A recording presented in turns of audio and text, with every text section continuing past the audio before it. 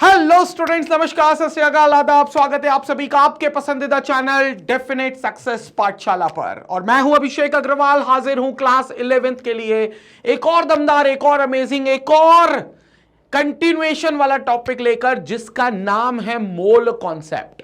याद हो अगर हमने भैया स्टार्ट कर दिया पहला चैप्टर, पहले चैप्टर में हमने शुरुआत कर दी है some basic concepts of chemistry, जिसका नाम है चैप्टर का, उसमें सबसे अनमोल टॉपिक यानी कि मोल कॉन्सेप्ट की सबसे बहुमूल्य टॉपिक यानी मोल कॉन्सेप्ट को हम शुरू कर चुके हैं। सबसे पहले लेक्चर में हमने उसका इंट्रोडक्शन देखा था कि भाई मोल क्या होते हैं और मोल क्या बताते हैं, मोल का काम क्या है, मोल का फंक्शन क्या है, या कह लो किस तरीके के सवाल मोल कॉन्सेप्ट पर आते हैं। यह सबसे पहले वीडियो में अपन ने डिस्कस किया था। सेकेंड वीडियो में हमने डिस्कस किया था कि मोल और मास का क्या रिलेशन होता है। एक्चुअली जब हमने फर्स्ट वीडियो बनाया था तो उसमें हमने 3 रिलेशनशिप की बात की थी मोल को लेकर, कि मोल का मास से क्या रिलेशन होता है ये देखना है, फिर हमें यह देखना है कि मोल का number of particle present in the substance से क्या रिलेशन होता है, और फिर मास और नंबर ऑफ पार्टिकल का डायरेक्ट रिलेशन हमें मिल जाएगा। क्लियर, कट टू कट बात, ये पहले वीडियो की बात थी। उसके बाद सेकेंड वीडियो में हमने मोल और मास का रिलेशन देख लिया था और बकायदा एक फॉर्मूला निकाल कर लाए थे, which is moles equals to given mass upon molar मास।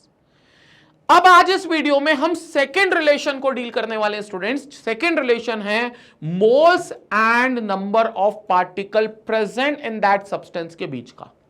और दैट सब्सटेंस मतलब जिसका मास तुम ऑलरेडी निकाल चुके हो, जिस सब्सटेंस का तुम मास ऑलरेडी निकाल चुके हो। याद करो पिछले वीडियो में तुमने एलिमेंट्स लिए थे और कंपाउंड्स लिए थे, उनके मासेस निकाले थे और फिर उनके मोलर मास निकाले थे। तो अब उसी सब्सटेंस के उतने मास में कितने पार्टिकल्स हैं और कितने पार्टिकल्स पर ये कितने मोल बन जाएंगे, ये होगा हमारा second relation, relation between moles and number of particles present in the substance. Done done done done बात। लेकिन उससे पहले अगर आप लोगों ने पिछला वीडियो नहीं देखा है तो डिस्क्रिप्शन में जाओ, आपको लिंक मिलेगा पिछले वीडियो का, प्लीज पहले जाकर आप पिछला वीडियो देखो। उस पिछले वीडियो में हमने मोल और मास का रिलेशन कंप्लीट किया है। अगर आपको मोल और मास का रिलेशन वहां संपट नहीं पड़ा या आपने वो वीडियो स्किप कर दिया तो आपको ये वीडियो नहीं संपट पड़ेगा। इस वीडियो को समझने के लिए आपको पिछला वीडियो भैया देखना पड़ेगा पहले जाकर। तो सबसे पहले पिछला वीडियो देखो, जितने लोग पिछला वीडियो देख चुके वो अब यहां पर कंटिन्यू करेंगे। So let's talk about the relation, इसलिए इसका मोल कॉन्सेप्ट पार्ट 2 नाम दिया है, relation between moles and number of particles present in the substance. कितने पार्टिकल्स प्रेजेंट है सब्सटेंस में और उस पार्टिकल की संख्या को गिनकर हम ये बताएंगे कि भैया मोल कितने होंगे। पिछले वीडियो में याद करो मैंने एक वेइंग मशीन लाई थी, वेइंग मशीन के ऊपर मैंने एक बोरी रखी थी और बोरी में मैं उन सब्सटेंसेस को भरना स्टार्ट करा था। याद है, सब्सटेंसेस को भरता गया, वो अलार्म बज गया, हाइड्रोजन में वो 1 ग्राम हो गया तो मैं रुक गया क्योंकि वो 1 मोल हाइड्रोजन हो गया था। 12 ग्राम हो गया कार्बन तो फिर मैं रुक गया क्योंकि वो 1 मोल कार्बन हो गया था। पानी के मॉलिक्यूल्स भरे थे, याद है, पानी के मॉलिक्यूल्स 18 ग्राम तक रुक गया था मैं, क्योंकि 18 ग्राम पानी मतलब 1 मोल वाटर। ये सब हम कर चुके। अब मेरे को ये बताओ, क्या वो पार्टिकल्स को भरते वक्त, वो बोरी में भर रहा था ना मैं वेइंग मशीन में, क्या उन पार्टिकल्स को भरते वक्त मैंने कोई गिनती की थी? क्या मैंने कोई काउंटिंग की थी कि यार इतने पार्टिकल्स भरता जा रहा हूं? मैंने कहा नहीं, गिनती मत करना। मैंने गिनती की भी नहीं थी और मैंने तुमको भी मना किया था काउंट मत करना, क्योंकि 1 2 10 20 50 100 500 1000 2000 10,000 50,000 लाख 2 लाख मॉलिक्यूल्स नहीं या 2 लाख एटम्स नहीं होंगे, बहुत सारे पार्टिकल्स होंगे, वो बहुत सारे पार्टिकल्स होंगे वो। तो गिनना मत, गिनने का काम क्योंकि मैंने कहा था सेकेंड रिलेशन में आएगा। लेकिन अब चूंकि सेकेंड रिलेशन आ गया है तो अब तुम्हें गिनना पड़ेगा, अब तुम्हें गिनना पड़ेगा। अब तुम सोचोगे सर इतने सारे पार्टिकल से तो हम कैसे गिनेंगे, ऐसे तो हम पागल होते जाएंगे कि यार इतने सारे पार्टिकल्स आते जा रहे हैं और 1 मोल तक बहुत सारे पार्टिकल्स लग जाएंगे, सर जिंदगी खत्म हो जाएगी। और पार्टिकल्स लेकिन खत्म नहीं होंगे, 4 दिन की जिंदगी, उसमें से पौने 4 दिन तो आप ये गिनने में लगवा दोगे हमारे। तो क्या वाकई में गिनना है? तो मैं बोलूंगा नहीं, थोड़ा सा smart work is better than hard work वाली बात है ना, जो वो स्मार्ट वर्क करेंगे अपन गिनेंगे नहीं, स्मार्ट वर्क करेंगे। क्या स्मार्ट वर्क करेंगे उसको आप समझेंगे यहां पर। तो पहले तो मैं तुम्हें हेडिंग डाल देता हूं, जो आज अपन टॉपिक उठा रहे हैं वो टॉपिक उठा रहे हैं सेकेंड रिलेशन। जो टॉपिक अपन उठा रहे हैं वो उठा रहे हैं second relation. Second relation that is relation between, second relation which is a relation between moles and number of particles present in the substance. Relation between moles and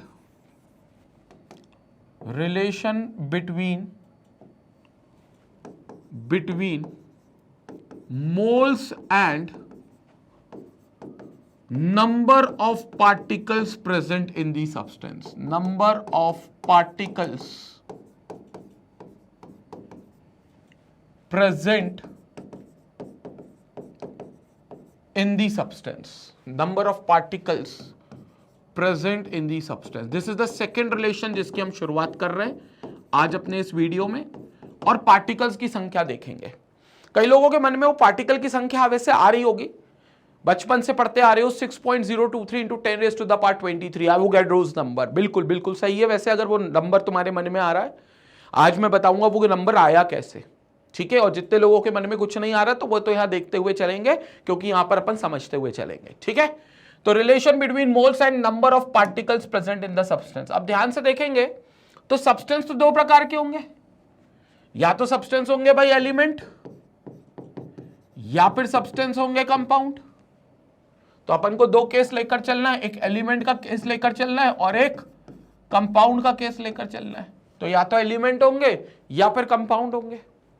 और अगर सब्सटेंस दो हैं तो उसके अंदर मौजूद पार्टिकल्स भी दो प्रकार के होंगे, उसके अंदर जो मौजूद पार्टिकल्स है वो भी दो प्रकार के होंगे। अगर एलिमेंट हुए तो पार्टिकल्स कौन, पार्टिकल्स मतलब उसको बनाने वाले, यानी कि कॉन्स्टिट्यूएंट पार्टिकल्स। तो अगर सब्सटेंस एलिमेंट हुए तो उसको किसने बनाया है, एटम्स ने बनाया है। तो अपन लिखेंगे नंबर ऑफ एटम्स, क्योंकि एटम्स की गिनती करेंगे वहां पर अपन, किसके अंदर, एलिमेंट के अंदर। तो एलिमेंट के अंदर हम लोग लिखेंगे number of atoms, number of atoms.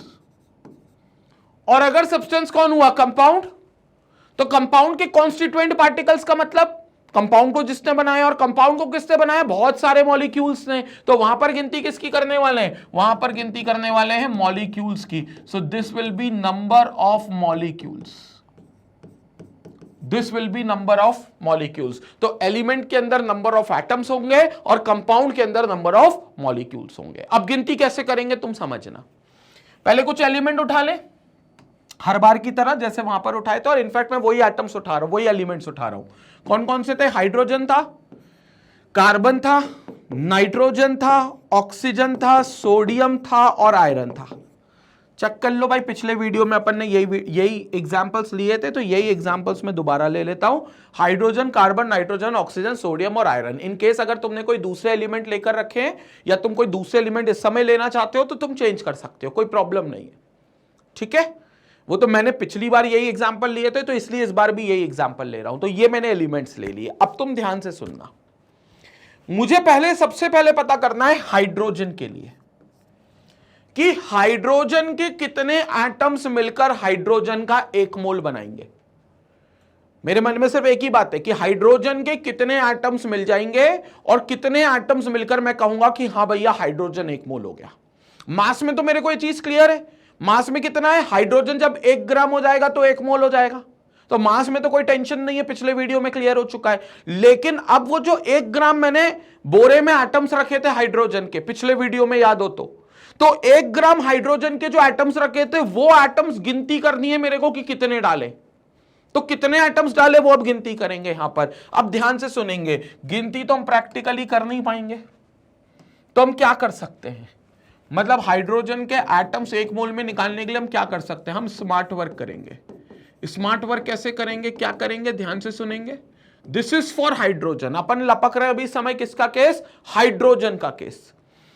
अब मुझे बताओ पिछले डेटा से तुम्हें हाइड्रोजन के बारे में क्या ज्ञान प्राप्त हुआ, मतलब जो फर्स्ट रिलेशन था हमारा moles and mass of the substance, जो पिछला वीडियो था हमारा, उससे तुम्हें क्या ज्ञान मिला है हाइड्रोजन के बारे में, मिला है तुम्हें कुछ ज्ञान मिला है। मैं बताता हूं हाइड्रोजन के बारे में तुम्हें क्या ज्ञान मिला। हाइड्रोजन के बारे में तुम्हें यह ज्ञान मिला है कि हाइड्रोजन का जो 1 मोल है वो 1 ग्राम पे हो जाता है, राइट। हाइड्रोजन का जो 1 मोल हाइड्रोजन एटम्स होंगे, मतलब वो 1 ग्राम पे हो जाएंगे। ये एक डेटा मिला है। एक और डेटा मिला है कि एक एटम जो है हाइड्रोजन का, 1 एटम ऑफ हाइड्रोजन, एक एटम समझ गए, मैं ऐसे एक एटम की बात कर रहा हूं, ये एक एटम है हाइड्रोजन का जिसको दुनिया में आज तक किसी ने नहीं देखा, लेकिन ये पता है कि उस एक एटम हाइड्रोजन का वजन 1U है।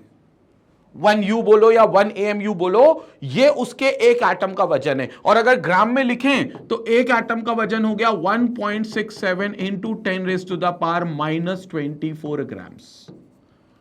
ये एक एटम का वजन है 1.67 इंटू 10⁻⁻24 ग्राम्स। ये सब अपन बात कर चुके, और उसमें भी मैं क्लियर कर दूं, ये जो 1.67 है ये एक्चुअली 1.66666 नॉन टर्मिनेटिंग है, तो अपन इसको टर्मिनेट करने के लिए 1.67 कर देते हैं, नहीं तो ये 1.66666 ऐसा होगा।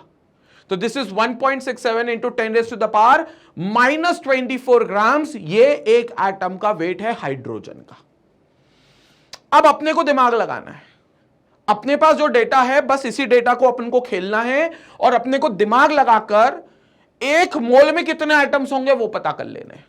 ठीक है, अब ध्यान से सुनो। सेकेंड रिलेशन पर अगर तुम गौर करोगे तो सेकेंड रिलेशन कह रहा है कि एक एटम हाइड्रोजन का इतने ग्राम का है, राइट?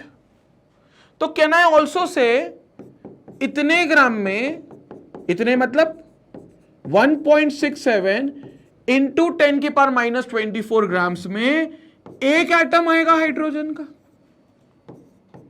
क्या अपन ये कह सकते हैं कि 1.67 इंटू 10⁻⁻24 ग्राम्स में एक एटम आएगा हाइड्रोजन का? बिल्कुल कह सकते हैं ये बात। तो this is 1 atom of hydrogen. अब मैं कहता हूं इतने ग्राम में एक एटम आता है, अच्छी बात है, बट इतने ग्राम गए भाड़ में, मुझे चिंता है कि 1 ग्राम में कितने एटम्स आएंगे। समझना, इतने ग्राम में एक एटम आता है, अच्छी बात है, लेकिन मुझे इतने ग्राम की चिंता नहीं है, मुझे चिंता है कि 1 ग्राम में कितने एटम्स आएंगे। क्यों मुझे 1 ग्राम की चिंता है? क्योंकि भैया 1 ग्राम ही तो 1 मोल हाइड्रोजन है, और अगर मैं 1 ग्राम में कितने एटम्स आते हैं हाइड्रोजन के ये पता कर लूं, तो अल्टीमेटली मैं तो यही पता कर रहा हूं ना कि 1 मोल में कितने एटम्स आएंगे, क्योंकि 1 gram is equal to 1 mole. तो मैं यहां पर यूनिटरी मेथड का यूज कर रहा हूं, और यूनिटरी मेथड का यूज करके मैं यह पता कर रहा हूं कि 1 ग्राम हाइड्रोजन में कितने एटम्स ऑफ हाइड्रोजन आएंगे। अब उसके लिए यूनिटरी मेथड बड़ा सिंपल है। यहां पर मुझे चाहिए 1 ग्राम, तो सारा नंबर मैं उस साइड ले जाऊं, उस साइड ले जाऊंगा तो डिवाइड हो जाएगा, तो 1/1.67 इंटू 10⁻⁻24 एटम्स होंगे किसके? हाइड्रोजन के। किसमें? 1 ग्राम हाइड्रोजन में। और भूलना नहीं, 1 ग्राम ही 1 मोल है। तो ये जितने एटम्स निकलेंगे वो 1 ग्राम हाइड्रोजन में निकलेंगे, यानी कि वही तो 1 मोल हाइड्रोजन में निकलेंगे। तो अब इसको सॉल्व कर लेते हैं। अब इसको सॉल्व करने का सिंपल तरीका है, देखो 1.67 नीचे है इंटू 10⁻⁻24 नीचे, तो सबसे पहले तो इसको ऊपर छलांग लगाते हैं, तो ये हो गया 10⁻24 अपॉन 1.67।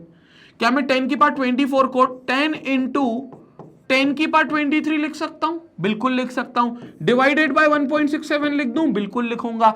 10 डिवाइडेड बाय 1.67 अगर आप करोगे तो ध्यान से देखना, अगर आप 10 डिवाइडेड बाय 1.67 ये चीज करते हो तो आपको 5.99 समथिंग कुछ मिलेगा, 5.9 समथिंग कुछ मिलेगा। लेकिन मैंने आपको पहले ही कहा था ये 1.67 है, ये 1.6666 है एक्चुअली, जिसको मैंने 1.67 कर दिया। तो अगर उस एक्चुअल नंबर से मल्टीप्लाई डिवाइड करते 1.66 तो आपको आंसर आता 6.023 इंटू 10⁻23। कितना आता है ये आंसर? 6.023, और ये 10⁻23 तो मैंने एज इट इज उठा लिया। तो दिस इज 6.023 इंटू 10⁻23। इतने क्या हैं? एटम्स हैं। किसके? हाइड्रोजन के। किस में है? 1 ग्राम हाइड्रोजन में है। और भैया 1 ग्राम ही तो 1 मोल है, इसका मतलब 1 मोल के अंदर हमेशा इतने नंबर ऑफ एटम्स होंगे 1 मोल के अंदर। अब ये नंबर देख लो जो तुम्हारे मन में था, ये वही नंबर है भाई, 6.023 इंटू 10⁻23। ये कौन सा नंबर है? एवोगाड्रोस नंबर है, एवोगाड्रोस कांस्टेंट है। तो ये नंबर पता था सबको, 1 मोल में इतने नंबर होंगे ये पता था सबको, लेकिन ये नहीं पता था ये आया कैसे। लोगों को लगा ये साइंटिस्ट ने नंबर दे दिया अपनी तरफ से, कांस्टेंट है तो लेकर चलो। अरे भाई उसने कांस्टेंट की वैल्यू निकाली भी है, हर साइंटिस्ट ने कुछ ना कुछ करके कांस्टेंट की वैल्यू निकाली है, ये ऐसे ही निकली है वैल्यू। संपट पड़ा, ये नंबर है जो नंबर ऑफ एटम्स होंगे हाइड्रोजन के 1 ग्राम में, और 1 ग्राम मतलब 1 मोल में। अब ये नंबर कांस्टेंट है, ये भी मैं प्रूफ कर दूंगा, मतलब दुनिया के हर एलिमेंट या हर कंपाउंड के लिए ये नंबर फिक्स है, सबके लिए 1 मोल के नंबर यही होंगे। ये अभी मैं प्रूफ कर दूंगा, ये साबित हो जाएगा अभी। लेकिन अभी फिलहाल मैं क्या लिख सकता हूं कि सर हाइड्रोजन के लिए आप लिख सकते हो कि whenever hydrogen is having 6.023 into 10⁻23, इतने क्या होंगे, अगर एटम्स होंगे तो ये सब मिलकर क्या बन जाएंगे, ये सब मिलकर 1 मोल बन जाएंगे। ये सब मिलकर क्या बन जाएंगे भाई, ये सब मिलकर 1 मोल हो जाएंगे। तो एक्चुअली इतने एटम्स मैंने उस समय बोरे में डाले थे, एक्चुअली ये इतने एटम्स थे जिनको मैंने यहां पर बोरे में डाला था। पिछले वीडियो में जब वो बोरा लेकर आया था ना, तो मैं एटम पे एटम पे एटम पे एटम भरता जा रहा था, और 2, 4, 10, 15, 20, 25 हजार नहीं, 1 लाख, 2 लाख, 3 लाख, 5 लाख नहीं, 2 करोड़, 5 करोड़, 7 करोड़, 12 करोड़ नहीं, कितने 6.023 इंटू 10⁻23 एटम्स चढ़ेंगे, तब जाकर वो 1 ग्राम होगा, यानी कि 1 मोल होगा। और ये नंबर देख लो, कोई छोटा नंबर नहीं है, बहुत बड़ा नंबर है। 6.023 इंटू 10⁻23, 1 करोड़ में 10⁻7 होते हैं। 1 करोड़ इंटू 1 करोड़ में 10⁻14 होते हैं। 1 करोड़ को 1 करोड़ से मल्टीप्लाई कर दोगे तो सोचो कितना बड़ा नंबर बन रहा है। 1 करोड़ इंटू 1 करोड़ इंटू 1 करोड़ करोगे तो 10⁻21 होंगे। ये कितने हैं, 10⁻23। 1 करोड़ इंटू 1 करोड़ इंटू 1 करोड़ भी इनके सामने छोटा है, ये बहुत बड़ा नंबर है। इतने एटम्स इकट्ठे होंगे तब हाइड्रोजन सिर्फ 1 ग्राम होगा। तब तुम सोचो 1 ग्राम कोई बहुत भारी नहीं है भाई, तुम्हारे हाथ पे 1 ग्राम हाइड्रोजन रख दो तो तुम्हारा हाथ फील भी नहीं कर पाएगा, इतना हल्का वजन है। लेकिन सोचो, कहने को वो 1 ग्राम हाइड्रोजन ही है, बहुत कम मास का, लेकिन उसके अंदर कितने सारे एटम्स हैं हाइड्रोजन के, कितने सारे एटम्स हैं हाइड्रोजन के, कोई गिनती नहीं है भाई, बहुत बड़ा नंबर है ये। अब इससे अंदाजा लगा लो कि एक एटम हाइड्रोजन का कितना ही छोटा होगा कि इतने सारे एटम्स मिलकर भी 1 ही ग्राम बना पा रहे। समझ में आया? तो हाइड्रोजन कितना छोटा होगा, इससे यह बात साबित होती है। कंसेप्ट क्लियर हो गया 1 मोल को लेकर, 1 मोल हाइड्रोजन को लेकर। तो this is for hydrogen, this is for hydrogen. Let's calculate for carbon also, क्योंकि हो सकता है ना नंबर अभी हाइड्रोजन के लिए आया है, कार्बन के लिए कुछ और आ जाए, ऐसा लग रहा होगा, तो कार्बन के लिए भी देख लेते हैं, ठीक है। बट यहां पर कंसेप्ट क्लियर है, ये वाला कंसेप्ट क्लियर है, this is for hydrogen. Let's move to calculate for the calculation of carbon. So let's move for the calculation of carbon. तो अपन एक और स्लाइड ले लेते हैं और कार्बन का कैलकुलेशन देखते हैं। तो this is second thing which is for carbon, for carbon. चलो पिछले डेटा से बताओ कार्बन के बारे में क्या ज्ञान की प्राप्ति हुई है। दो ज्ञान मिले तो मैं पिछले रिलेशन से। पहला, सर 1 मोल कार्बन 12 ग्राम पे होता है, 1 मोल कार्बन 12 ग्राम पे होता है, तो 12 ग्राम मतलब 1 मोल कार्बन। और सर एक एटम जो कार्बन का है, सिंगल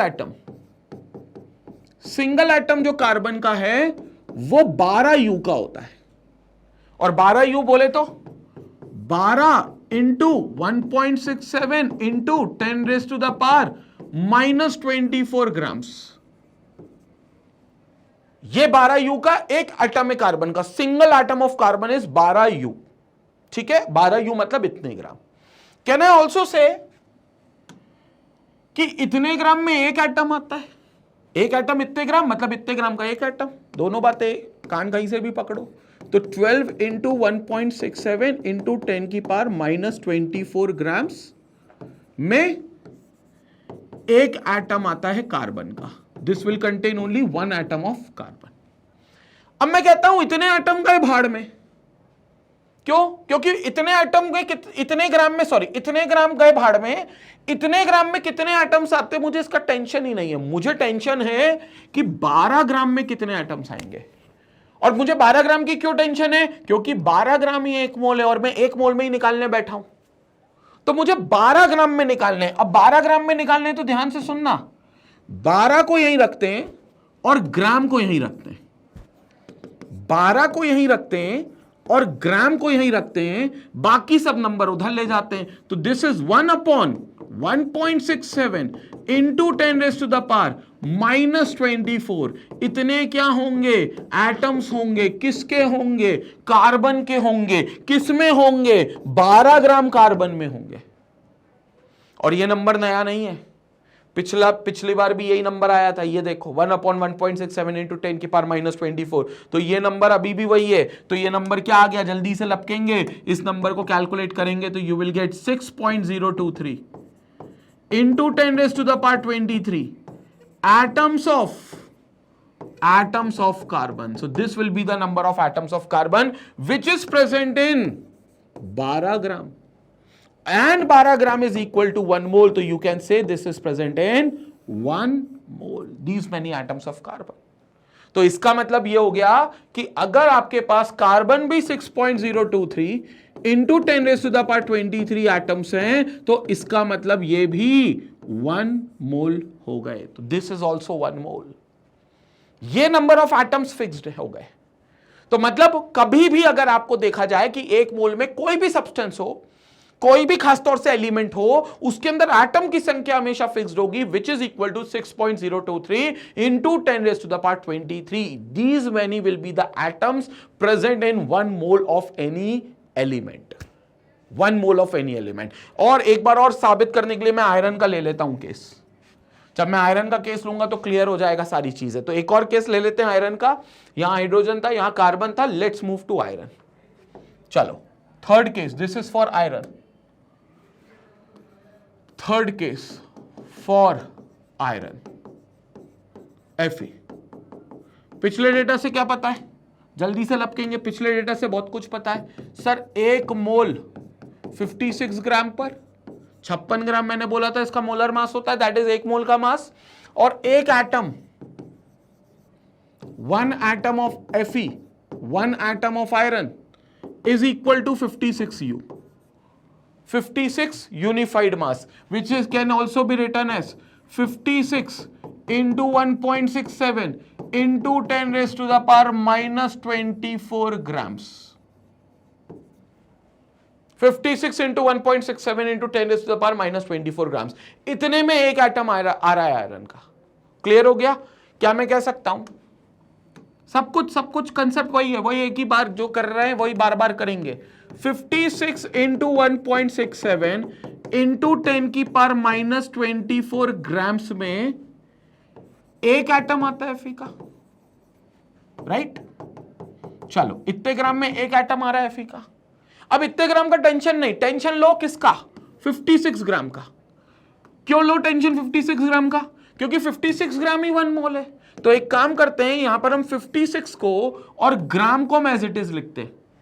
एज इट इज लिखते हैं 56 ग्राम्स, यहां मैंने लिख दिया, ठीक है। वहां पर ले जाते हैं बचा हुआ नंबर। बचा हुआ नंबर कौन है? वही जो नंबर बार बार बच रहा है, 1.67 इंटू 10⁻⁻24। तो वो डिवाइड में चला गया, इतने एटम्स होंगे Fe के। सो this is the number of atoms of Fe। और ये नंबर सॉल्व करने की जरूरत नहीं है, एक बार अब कर चुके हैं, which is equal to 6.023 into 10⁻23। So these will be the atoms of iron which is present in 56 grams of Fe, which is present in 56 gram of Fe। And 56 gram corresponds to 1 mole of Fe। तो मतलब 1 मोल में इतने atoms present है iron के। तो भैया सबके लिए वो नंबर क्या आ रहा है? बिल्कुल सेम आ रहा है। तो इसका मतलब दुनिया का कोई भी एलिमेंट हो, उसके अगर 1 मोल एटम्स हैं तो उस 1 मोल एटम्स की संख्या कितनी होगी? 6.023 इंटू 10⁻23। 6.023 इंटू 10⁻23 एटम्स होंगे। तो वो जाकर कहलाएंगे 1 मोल। कितने होंगे? 6.023 इंटू 10⁻23 एटम्स होंगे, तब जाकर वो कहलाएंगे 1 मोल। 6.023 इंटू 10⁻23 एटम्स होंगे, तब जाकर वो कहलाएंगे कितने? 1 मोल। 6.023 इंटू 10⁻23 एटम्स होंगे, तब जाकर वो कहलाएंगे सोडियम के भी 1 मोल। ये सब एलिमेंट के अपने अपने इतने एटम्स होंगे, तो सब एलिमेंट अपने अपने तौर पर क्या कहलाएंगे? 1 mole. This is what the value of 1 mole is. This is what the value of 1 mole is. तो ये सबके 1 मोल बन जाएंगे जब इतने एटम्स होंगे। और ये नंबर जैसे आज मैं कैलकुलेट कर रहा हूं, सदियों पहले एक बड़े साइंटिस्ट थे जिन्होंने कैलकुलेट किया था, जिनका नाम था एवोगैड्रो। तो इसलिए ये नंबर उनके सम्मान में दिया गया, which is known as Avogadro's number. तो अगर आप कभी लिखो 6.023 इंटू 10⁻23, 6.023 इंटू 10⁻23, तो this is equal to Avogadro's number. ये एक साइंटिस्ट थे एवोगैड्रो साहब, उनके उस पे ये एवोगैड्रोस नंबर बना है। इसको हम NA से डिनोट करते हैं, capital N and small a। तो ये एवोगैड्रोस नंबर जो है वो NA से डिनोट किया जाता है, capital N and small a। Concept clear हो गया? यहां पर एकदम क्लियर हो गया। किसका केस निपटा दिया अपन ने? एलिमेंट का केस निपटा दिया, क्योंकि इतने नंबर ऑफ एटम्स इसमें है। क्लियर हो गया? अब केस कंपाउंड का भी बचा है। मन में आ रहा होगा सर कंपाउंड में गिनती किसकी होगी? तो पहली बात तो क्लियर कर लो, कंपाउंड में गिनती मॉलिक्यूल्स की होगी। क्या सर इसमें भी मॉलिक्यूल्स उतने ही होंगे? हाँ, इसमें भी मॉलिक्यूल्स उतने ही होंगे। कितने? 6.023 इंटू 10⁻23। अब इतने बड़े नंबर को अपन Na भी बोल सकते हैं। तो एक्चुअली एक मोल में कितने मॉलिक्यूल्स होंगे? Na मॉलिक्यूल्स होंगे। जैसे एक मोल में कितने एटम्स होते हैं? Na एटम्स होते हैं। वैसे ही एक मोल में कितने मॉलिक्यूल्स होंगे? भैया Na मॉलिक्यूल्स ही होंगे। लेकिन ये साबित करेंगे, ऐसा नहीं कि मान लेंगे, साबित करेंगे। तो अपन एक काम करते हैं, कुछ मॉलिक्यूल ले लेते हैं पिछली बार वाले ही। एक साथ स्क्रीनशॉट का टाइम दे दूंगा। पहले अपन मॉलिक्यूल्स लिख लेते हैं कुछ। तो पानी ले लिया अपन ने H2O, अपन ने ले लिया कार्बन डाइऑक्साइड CO2। उससे पहले एक काम करते हैं, NaOH ले लेते हैं, सोडियम हाइड्रोक्साइड NaOH, CO2 ले लेते हैं, कार्बन डाइऑक्साइड, और थोड़ा सा नीचे लिखते हैं, ठीक है। एक ग्लूकोज भी लिया था, याद है? तो यहां पर मैंने ले लिया H2O, यहां ले लिया NaOH, यहां ले लिया मैंने CO2, और मैंने ले लिया C6H12O6। ठीक है, ये मैंने कुछ कंपाउंड ले लिए, 4 ही कंपाउंड शायद लिए थे मैंने वहां पर, तो वही चारों कंपाउंड यहां पर ले लिए। ठीक है, चलो अब इस बार गिनना है मॉलिक्यूल्स। ठीक है, किसी एक का गिन ले। अगर एक का गिन लेंगे तो कंसेप्ट सेम होगा। इसमें मैंने तुम्हें 3 एग्जांपल दे दिए थे, हाइड्रोजन के, कार्बन के और आयरन के। इसमें एक ले लेते हैं तो कंसेप्ट क्लियर हो जाएगा। एक काम करते हैं अपन, चलो 2 ले लेते हैं। पहले मैं वाटर का ले लेता हूं, वाटर का रिलेटिवली इजी है, फिर मैं ग्लूकोज का ले लूंगा एग्जांपल। ठीक है, तो वाटर के लिए देख लेते हैं। वाटर के लिए सो फोर्थ केस, कंपाउंड का पहला केस है लेकिन ओवरऑल फोर्थ केस है। सो this is for water, H2O। हाँ भाई, पिछले डेटा से क्या ज्ञान मिलता है? पिछले डेटा से H2O के बारे में क्या ज्ञान मिलता है? यह ज्ञान मिलता है कि पानी का जो 1 मोल था वो उसके मोलर मास पर था, और मोलर मास कितना था? 18 ग्राम। तो पानी का 1 मोल 18 ग्राम पर था। तो पानी का जो 1 मोल है वो 18 ग्राम पर है। ठीक है, दूसरा ज्ञान क्या मिलता है कि जो एक मॉलिक्यूल है पानी का, एक मॉलिक्यूल पानी का 18U का है। 18U बोले तो 18 into 1.67 into 10⁻⁻24 grams. 18 into 1.67 into 10⁻⁻24 grams. ये 18U पर पानी का एक मॉलिक्यूल है। और एक मॉलिक्यूल याद रखना भाई, एक मॉलिक्यूल कैसा दिखेगा पानी का? यहां देख लो, एक मॉलिक्यूल मतलब ऐसा, ये HOH, ये एक मॉलिक्यूल है। इसके अंदर कुछ नहीं, हाइड्रोजन के एटम है, हाइड्रोजन का एटम ये, फिर ये ऑक्सीजन का एटम, फिर ये हाइड्रोजन का एटम। तो एक्चुअली इसके अंदर भी एटम है, लेकिन ये पूरा एक मॉलिक्यूल है। This is 1 molecule.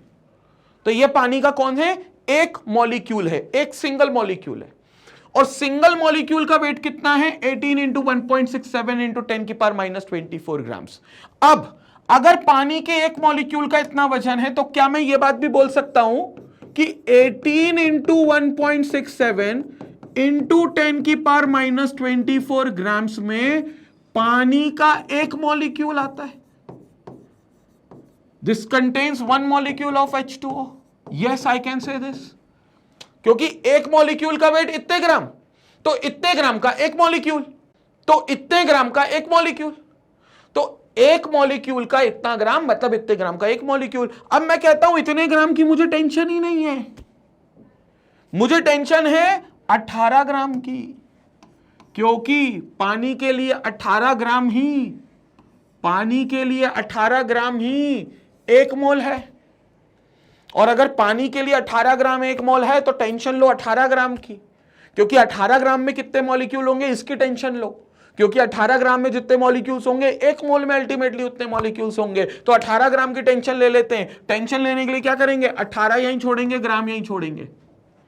18 यहीं छोड़ दो, ये छोड़ दिया मैंने 18 यहीं, और ग्राम यहीं छोड़ दिया, बाकी सब नंबर उधर ले गया, बाकी सब नंबर उधर ले गया। तो ध्यान से सुनेंगे, 1.67 इंटू 10 की पावर -24 ये बचा जो डिवाइड में आ गया। इतने क्या होंगे, मॉलिक्यूल्स होंगे। किसके, मेरे, तुम्हारे या पानी के? अरे भैया पानी के, पानी के इतने मॉलिक्यूल्स होंगे।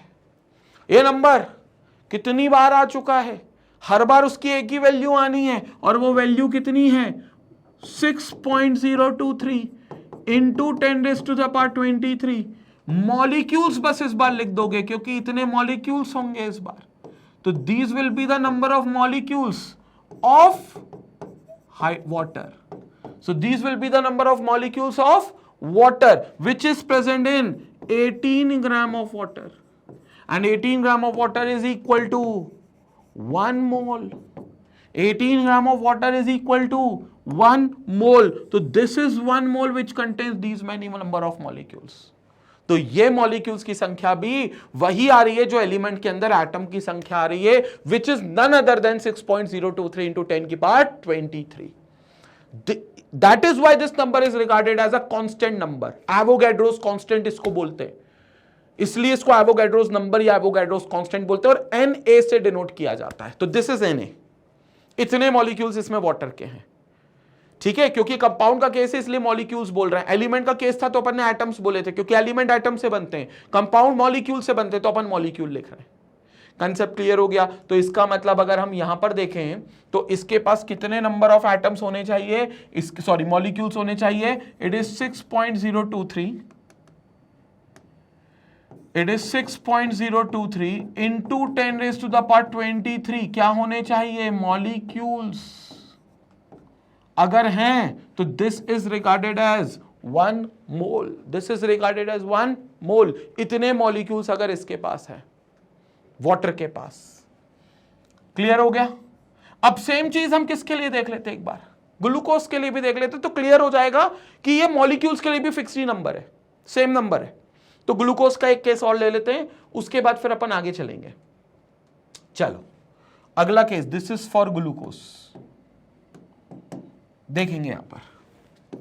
सो this is for glucose. Glucose बोले तो C6H12O6. चलो फटाफट, पिछले से क्या डेटा है, पिछले वीडियो से सर 1 मोल 180 ग्राम पे होता है, याद है इसका 180 ग्राम आया था. कार्बन का 6, कार्बन के 6 एटम्स हैं, एक का कितना होता है 12, तो 12 इंटू 6 इज 72. हाइड्रोजन के कितने एटम्स हैं 12, एक का कितना होता है 1, तो टोटल 12. ऑक्सीजन के कितने आइटम्स है 6, एक का कितना होता है 16, तो this is 96. If you add these you will get 180, right. तो 180 ग्राम इसका मोलर मास होगा. और एक मॉलिक्यूल का मास, एक मॉलिक्यूल ऑफ ग्लूकोज का मास, एक मॉलिक्यूल ऑफ C6H12O6 का मास 180 U, right. Can I also write 180 into 1.67 into 10 की पावर -24 ग्राम्स? यस, एक मॉलिक्यूल ऑफ ग्लूकोज का इतना मास है इन ग्राम्स. ये यू में था, ये ग्राम में लिख लिया, क्योंकि 1 U is equal to 1.67 into 10 की पावर -24 ग्राम्स. अब ध्यान से देखेंगे, एक मॉलिक्यूल का इतना वजन ग्राम में, मतलब इतना वजन जब भी ग्राम में होगा 180 इंटू 1.67 इंटू 10 की पावर -24 ग्राम्स जब भी होगा, तो इसमें ग्लूकोज का एक मॉलिक्यूल आएगा. This will contain 1 molecule of C6H12O6. अब फिर से टेंशन वाली बात, टेंशन इसकी नहीं है, टेंशन है 180 ग्राम में कितने होंगे, क्योंकि 180 ग्राम ही 1 मोल है, तो जितने 180 ग्राम में मॉलिक्यूल्स होंगे उतने अल्टीमेटली 1 मोल में होंगे। तो मैं एक काम करता हूं, 180 को यहीं छोड़ता हूं और ग्राम को यहीं छोड़ता हूं। क्या आ गया बोलो, 180 यहीं छूटा, ग्राम यहीं छूटा, बोलो क्या आ गया, 1/1.67 इंटू 10 की पावर -24 इतने क्या होंगे, मॉलिक्यूल्स होंगे। किसके होंगे, मेरे, तुम्हारे या ग्लूकोज के? अरे भैया ग्लूकोज के, तो दिस इज ग्लूकोज के इतने मॉलिक्यूल्स हो गए। ये नंबर एक ही निकलना है, क्या निकलना है, 6.023 इंटू 10⁻23 इतने क्या होंगे, मॉलिक्यूल्स होंगे of glucose C6H12O6। Concept clear हो गया, which will be present in 180 gram of glucose. And भैया 180 ग्राम ग्लूकोज ही एक्चुअली में 1 मोल ग्लूकोज है, तो 1 मोल में इतने मॉलिक्यूल्स होंगे। कंसेप्ट क्लियर हो गया, 1 मोल में इतने मॉलिक्यूल्स होंगे। सो this is basically present in 1 मोल। इसका मतलब ये नंबर भी सभी के लिए फिक्स्ड है भाई, सभी के लिए फिक्स्ड है। तो इसका मतलब ये हो गया कि ग्लूकोज के 6.023 इंटू 10⁻23 6.023 इंटू 10⁻23 मॉलिक्यूल्स अगर हो रहे हैं तो ये 1 मोल हो जाएगा।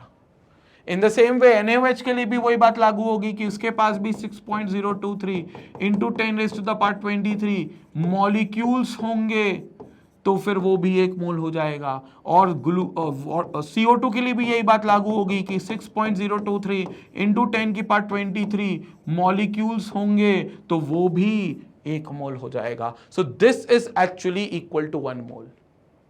This is actually equal to 1 mole. तो अल्टीमेटली 1 मोल के अंदर वो जो नंबर है वो फिक्स्ड है, और वो नंबर की हम बात कर चुके, this is equal to Avogadro's number 6.023 into 10⁻23। ये एक नंबर फिक्स्ड है जिसको हम एवोगैड्रोस नंबर बोलते हैं। सो दिस इज एवोगैड्रोस नंबर। और इसकी जगह पर तो मैंने भी लिख सकते थे, ये पूरे की जगह तो मैंने लिख सकते थे। तो समझ में आया?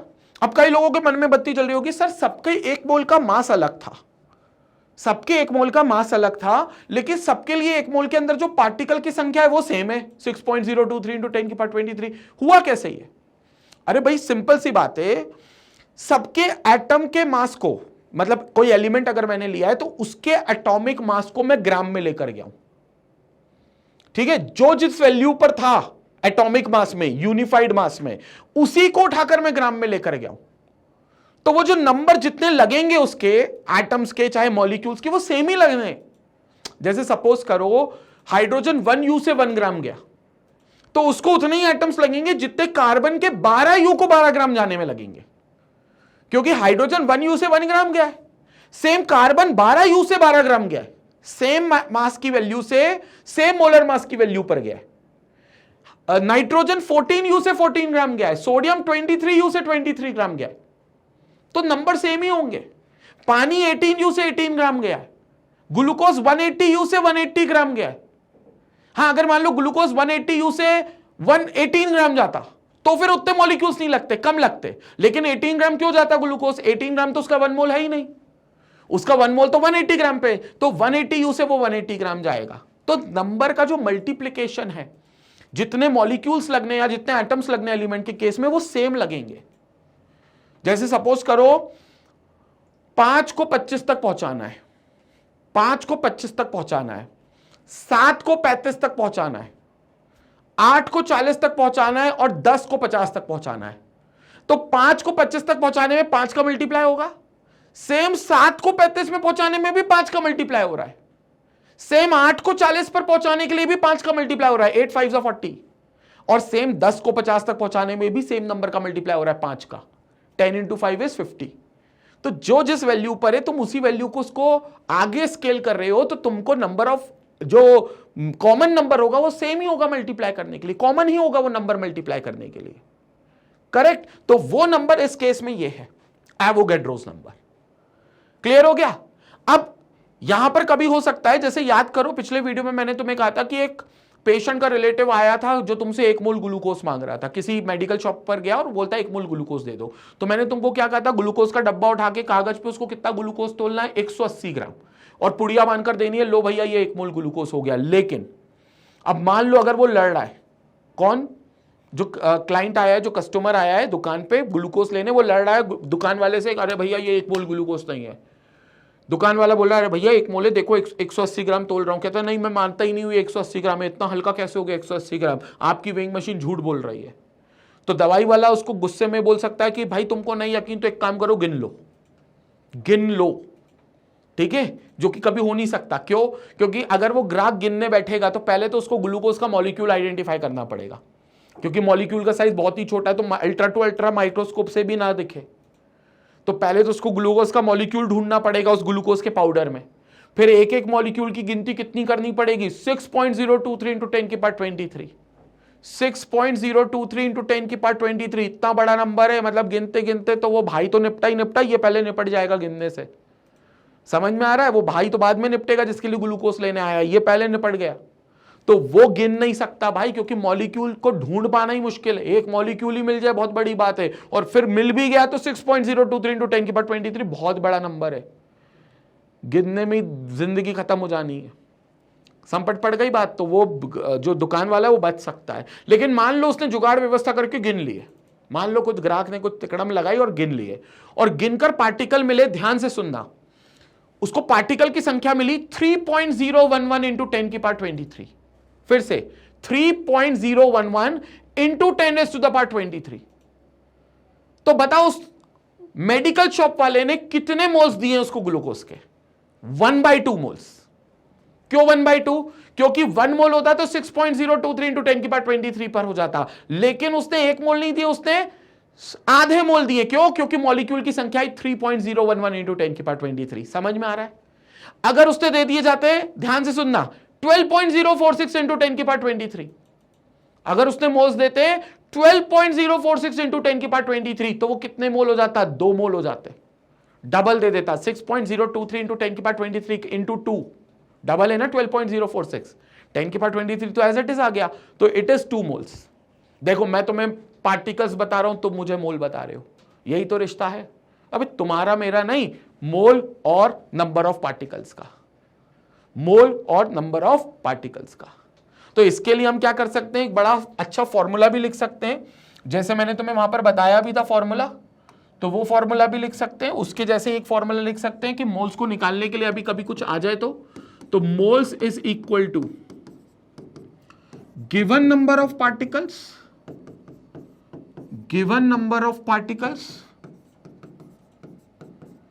जो तुम्हें हमेशा क्वेश्चन में गिवन होंगे, जैसे मैं अभी दे रहा था ना, जैसे मैं अभी दे रहा था ना कि 12.046 इंटू 10 की पावर 23, 3.011 इंटू 10 की पावर 23, ये given number of particles question में दिए जाएंगे, या तो डायरेक्टली या इनडायरेक्टली। उसको डिवाइड कर देना 1 मोल के पार्टिकल्स। 1 मोल के पार्टिकल्स कितने होते हैं भाई? Na की वैल्यू बोलो 6.023 इंटू 10 की पावर 23, तो आपको नंबर ऑफ मोल्स पता चल जाएंगे, आपको इससे नंबर ऑफ मोल्स पता चल जाएंगे। So this will give you number of moles, this will give you number of moles. और ये 3 स्टार फॉर्मूला है, पिछला वाला 5 स्टार था क्योंकि वो ज्यादा इंपॉर्टेंट है, given mass upon molar mass वाला, given mass upon molar mass वाला वो ज्यादा इंपॉर्टेंट है। ये वाला भी इंपॉर्टेंट है लेकिन उतना नहीं है जितना वो वाला यूज आएगा, ये उतना यूज नहीं आएगा, बट फिर भी लिख लो गिवन नंबर ऑफ पार्टिकल्स। अब इसमें क्या होगा, गिवन नंबर ऑफ पार्टिकल्स लिख दो 3.011 इंटू 10 की पावर 23 मान लो, अपॉन 6.023 इंटू 10 की पावर 23, दोनों को डिवाइड किया, मोल की वैल्यू आ गई 1/2। 12.046 इंटू 10 की पावर 23 अपॉन 6.023 इंटू 10 की पावर 23, मोल की वैल्यू आ गई 2, तो मोल हो गए 2। क्लियर हो गया? इन केस अगर आपको पार्टिकल नहीं पता, मोल पता है, तो मोल इंटू Na कर देना, पार्टिकल्स आ जाएंगे। यहीं से क्या कर सकते हो, फॉर्मूले को मैनिपुलेट, अगर आपको पता नहीं है पार्टिकल्स कितने लेकिन आपको मोल्स दे दिए, तो मोल्स को मल्टीप्लाई कर देना Na से, मोल्स को मल्टीप्लाई कर देना Na से, तो आपको नंबर ऑफ पार्टिकल्स पता चल जाएंगे उस सब्सटेंस के, कि कितने पार्टिकल्स हैं उस सब्सटेंस में। जितने मोल उतने टाइम्स Na कर देना, 1 मोल तो 1 Na, 2 मोल तो 2 Na, 3 मोल तो 3 Na, उतने पार्टिकल्स होंगे उसके अंदर। तो कोई भी अगर पूछे कि कितने पार्टिकल्स होते हैं किसी भी सब्सटेंस में, तो बोलना जितने मोल हैं इनटू Na करके पार्टिकल्स निकल जाते हैं। तो number of moles into Na is the number of particles present in any substance. Moles into Na, 2 मोल तो 2 Na, 3 मोल तो 3 Na, 4 मोल तो 4 Na, 10 मोल तो 10 Na, 100 मोल तो 100 Na पार्टिकल्स है। X मोल्स हैं तो XNA पार्टिकल्स है, Y मोल है तो YNA पार्टिकल्स है। क्लियर हो गया? ये बहुत इंपॉर्टेंट है, ठीक है। लेकिन अगेन मास वाला इससे ज्यादा इंपॉर्टेंट है। अब फटाफट क्या करेंगे अपन, इसका स्क्रीनशॉट खींचेंगे क्योंकि यहां से अपन ने पूरा कंसेप्ट चालू किया है। तो will come to this. First slide आपकी है जिसका आपको स्क्रीनशॉट लेना है। तो पहले आप इसका स्क्रीनशॉट लेंगे जल्दी से, इसके बाद हम आगे बात करते हैं। पहले पार्ट का अपन ने अभी स्क्रीनशॉट ले लिया है, ठीक है। सेकेंड पार्ट पर आते हैं, इसका भी स्क्रीनशॉट लेंगे जल्दी से, इसका भी स्क्रीनशॉट लेंगे जल्दी से, इसका भी स्क्रीनशॉट लेंगे भाई, ठीक है। थर्ड पार्ट यहां पर देखेंगे भाई, इसका स्क्रीनशॉट लपकेंगे जल्दी से, कार्बन का कैलकुलेशन था। फोर्थ पार्ट आयरन का कैलकुलेशन था, इसका स्क्रीनशॉट लेंगे। फिर वाटर कंपाउंड के केस पे आ गए थे, इसमें नंबर ऑफ मॉलिक्यूल्स की गिनती करनी है, तो this is number of molecules जिसकी गिनती करेंगे। फिर ग्लूकोज वाला पार्ट, ग्लूकोज में अपन ये गिनती करने वाले हैं, तो ग्लूकोज वाले पार्ट पर आ गए, ठीक है। फिर लास्ट फॉर्मूला, जहां पर मेन अपने को फॉर्मूला चाहिए था वो फॉर्मूला वाला पार्ट आ गया, फॉर्मूला वाला पार्ट आ गया, तो ये फॉर्मूला वाला पार्ट, ठीक है। तो यहां पर हमारा कंप्लीट होता है बेटा second relation between moles and number of particles present in the substance. जो पार्टिकल्स की संख्या है, कितने पार्टिकल्स पर एक मोल माना जाएगा, तो वो संख्या रिवील हो गई है, दैट इज एवोगैड्रोस नंबर के पार्टिकल्स पर वो एक मोल माना जाएगा। और एवोगैड्रोस नंबर ऑफ पार्टिकल्स मतलब 6.023 इंटू 10⁻23 जो एटम्स होंगे तो एक मोल एलिमेंट माना जाएगा, और अगर 6.023 इंटू 10⁻23 मॉलिक्यूल्स होंगे तो एक मोल कंपाउंड माना जाएगा। डन डन डन डन बात क्लियर हो गया कंसेप्ट। अब हम आएंगे थर्ड रिलेशन पे। थर्ड रिलेशन मैंने आपको कहा था जिस पर मोल का क्वेश्चन आता है, मोल्स कितने मोल्स पर कितना मास है, या कितने मास का कितने नंबर ऑफ पार्टिकल्स में कितने मास है, या कितने मास का कितने नंबर ऑफ पार्टिकल्स हैं। ये जो मास और नंबर ऑफ पार्टिकल्स का केस है ये थर्ड केस होगा। मतलब अब मोल को हम हटा देंगे, और मोल वैसे हटाएंगे नहीं, मोल के साथ ही रिलेशन बनेगा वो, लेकिन अब हम मोल का डायरेक्ट रिलेशन नहीं देखेंगे, अब हम मास और नंबर ऑफ पार्टिकल का डायरेक्ट रिलेशन देखेंगे, जो कि होगा हमारा रिलेशन नंबर थर्ड, जिसकी बात हम करेंगे अपने अगले वीडियो में। तो अगर ये वीडियो पसंद आया तो स्टूडेंट्स लाइक जरूर करें, शेयर जरूर करें। देखो शेयर में तुम लोग बड़ी कंजूसी करते हो यार, तुम्हारा जो हम लोगों को जो मोटिवेशन मिलता है, देखो कोई फीस तुमसे चार्ज कर नहीं रहे, कोई तुमसे एफर्ट लगाने को बोल नहीं रहे, पूरा घर बैठे तुम लोग बढ़िया ठंडक में कूलर के सामने, पंखे के नीचे, एसी के नीचे हवा खाते हुए लेक्चर्स देख रहे हो, ठीक है। और बिल्कुल फ्री फंड है, बस तुम्हारा जियो का या एयरटेल का जो भी तुम डेटा यूज कर रहे हो, बस वो डेटा थोड़ा बहुत खर्च हो रहा है और इसके अलावा कोई खर्चा नहीं हो रहा। तो यार तुमसे मोटिवेशन हमें कहाँ मिलेगा, कैसे मिलेगा? वो सिर्फ मिलेगा जब तुम वीडियोस को शेयर करोगे, चैनल को शेयर करोगे। तो बिना किसी देरी के वीडियो को लाइक करें, वीडियो को शेयर करें, चैनल का लिंक शेयर करें। जितने व्हाट्सएप ग्रुप, टेलीग्राम चैनल है, जितने तुम्हारे दोस्त यार हैं, रिश्तेदार हैं, सबको बताओ डेफिनेट सक्सेस पाठशाला के बारे में। जितना हो सके इसको स्प्रेड करो। और नीचे दिया हुआ है हमने टेलीग्राम चैनल का लिंक, अगर अभी तक आपने टेलीग्राम चैनल ज्वाइन नहीं किया है तो सबसे पहले टेलीग्राम चैनल ज्वाइन करो, ताकि ये नोट्स आपको वहां पर अवेलेबल हो जाएं। ये नोट्स अगर आप चाहते हो जिस पर मैंने लिखा है, कई लोग होते हैं ना सर वो स्क्रीनशॉट में मज़ा नहीं आता, आप सीधे नोट्स भेज दो, तो वो नोट्स आपको मिलेंगे टेलीग्राम चैनल पर। तो नीचे डिस्क्रिप्शन में जाओ और टेलीग्राम लिंक पर क्लिक करो। तो दोस्तों अगले वीडियो में मिलते हैं हम लोग अपने नए कंसेप्ट के साथ। मोल कॉन्सेप्ट को ही जारी रखेंगे और 11th क्लास की केमिस्ट्री को कंटिन्यू करेंगे। So stay tuned, stay connected. Thank you for watching us. Tata bye bye, take care, thank you so much.